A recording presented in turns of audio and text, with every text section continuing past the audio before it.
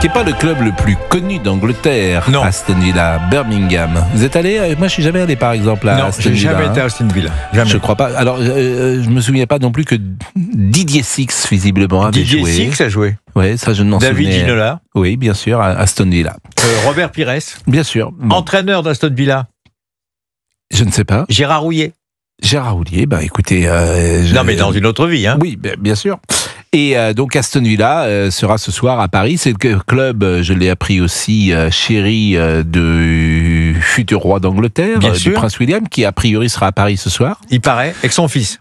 Bon, c'est le petit Georges. Oui, bon, qui adore le foot. Qui est assez remuant, le petit Georges. Enfin, qui est assez tonique, on va dire ça comme ça. Bon, tonique, mais tant mieux. Ce qui nous intéresse, c'est effectivement le PSG. Alors le PSG, tout le monde s'accorde à dire que c'est une année charnière parce que c'est précisément une équipe. Ce qui n'était pas le cas les autres années où on reproche ce côté, on empile les stars. Là, il y a un jeu, une équipe, un projet de jeu. Comme alors le premier commentaire qu'on peut faire, Pascal, c'est que c'est la première fois dans l'histoire du Paris Saint-Germain, qui est déjà champion, qui a gagné le trophée des champions, qui va disputer ce match tout à l'heure contre Aston Villa.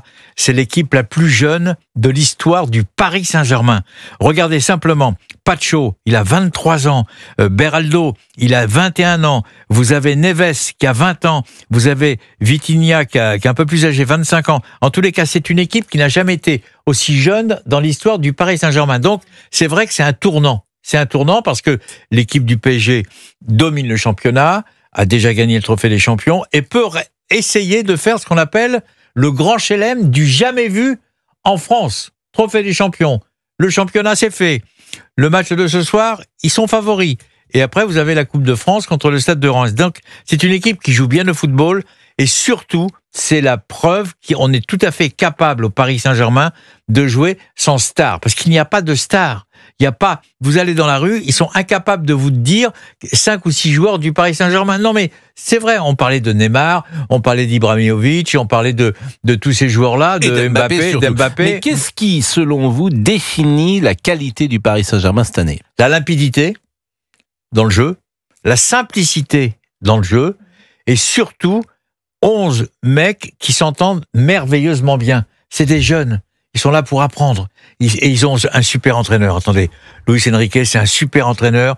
Il a fait d'abord une carrière incroyable de joueur avec l'équipe d'Espagne et avec l'équipe de Barcelone. Vraiment, sans vouloir tomber dans l'excès contraire, Dieu sait s'il m'est arrivé de ne pas être très content après le Paris Saint-Germain.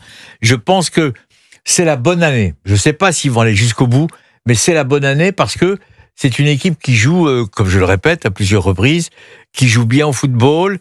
Et puis, les joueurs, attention, ce qui n'était pas le cas auparavant, tous les joueurs, ils sont aux ordres.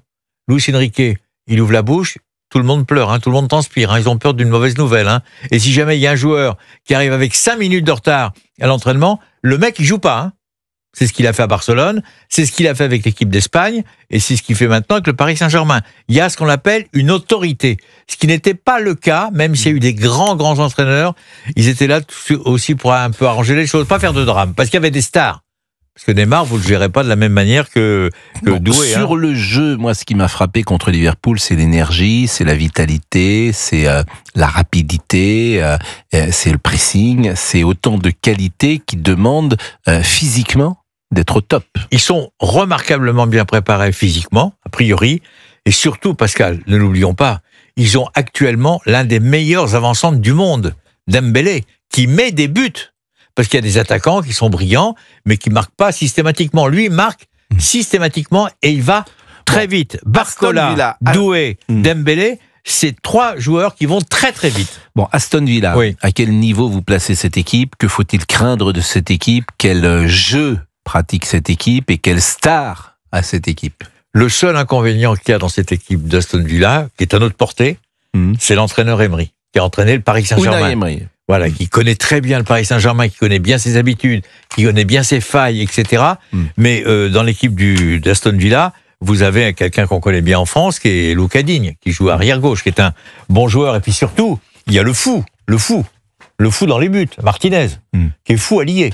Alors, faut dire que lui, il va recevoir un accueil particulier parce qu'il avait chambré. Voilà. Il est argentin. Oui, c'est le gardien champion du monde. C'est lui qui avait. Il y a eu France-Argentine en finale de Coupe du Monde. Nous Bien sommes sûr, d'accord. c'est ça, la dernière finale de Coupe du Monde au Qatar. Bien sûr. Et il a été particulièrement, comment dire, odieux. Il a été odieux, mais même vulgaire. Vulgaire. On rappelle le geste qu'il avait fait, qui est un geste qui avait été condamné par la FIFA. Ouais, enfin, c'est un geste qui est compliqué à décrire quand même. Mais c'était un geste obscène. Voilà, exactement. Tout à fait ça. Ah oui, il avait pris le trophée. C'était un geste obscène. Voilà. Donc lui, ce soir, il va recevoir sans doute un accueil au Parc des Princes. Et il le dit, je sais que je vais me faire siffler ce soir. Peu importe, ça va mettre la paix à mes 10 coéquipiers. Mais, cela dit, il faut quand même l'avouer, c'est peut-être un fou, mais c'est un très très grand gardien de but. Attention, pronostic ce soir. 2-0 pour le Paris Saint-Germain et 0-0 match retour. Bon, merci cher Jacques Vendroux. Il n'y a pas de problème. Vous étiez parfait. Vous nous laissez, comme on l'avait dit, la veste pour faire gagner pour un auditeur. Et mes chaussettes. Vous n'avez pas vu mes chaussettes? Mais non, mais on vous l'a donné. Non, donc votre veste. Non, mais j'ai pas vu vos chaussettes. Regardez les chaussettes avec marqué Vendroux. Vendroux. Bon. C'est entendu. Que se passe-t-il? Pourquoi vous me dites ça? Je vous donne cette photo. Emiliano Martinez est arrivé en France, avec une casquette justement de l'Argentine pour provoquer. Non. Allez, sur la casquette, il y a tous les titres qu'il a gagnés. Il est 12h26.